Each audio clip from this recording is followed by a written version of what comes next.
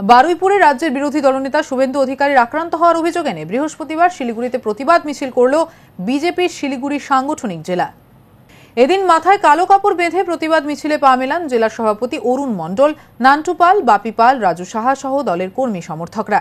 এদিন তাদের এই মিছিলটি হাসমিচক থেকে শুরু হয়ে সেবক রোড পরিক্রমা করে ফের হাসমিচকে এসে শেষ হয়। মিছিল শেষে হাসমিচকে কিছুক্ষণের জন্য পথ অবরোধ করে বিক্ষোভও দেখান তারা।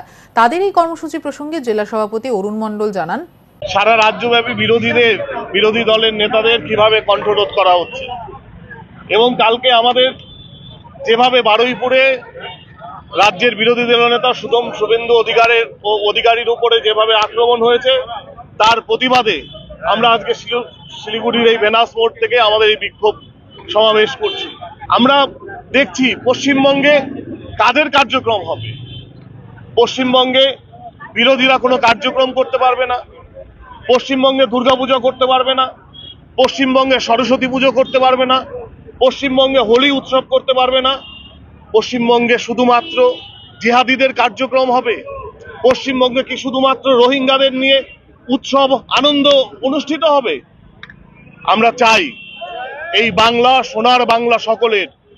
তাই আমরা শুভেন্দু অধিকারীর উপরে যে অত্যাচার যে ঘটনা ঘটেছে তার বিরুদ্ধে প্রতিবাদ জানিয়ে আমাদের আজকের এই প্রতিবাদ র্যালি। বারুইপুরে বিধানসভা বিরোধী দলনেতা শুভেন্দু অধিকারীকে আক্রমণের প্রতিবাদে বৃহস্পতিবার সারা রাজ্যের পাশাপাশি মালদার বামনগোলায় ধিক্কার কর্মসূচি পালন করল বিজেপি, যার অঙ্গ হিসেবে এদিন বিকেলে বামনগোলা বিজেপির পক্ষ থেকে বিক্ষোভ মিছিল এবং পথ অবরোধ কর্মসূচি পালন করা হয়। এই কর্মসূচিকে সামনে রেখে বিজেপি নেতাকর্মীরা প্রথমে পাকুয়াহাটে বিক্ষোভ মিছিল করেন।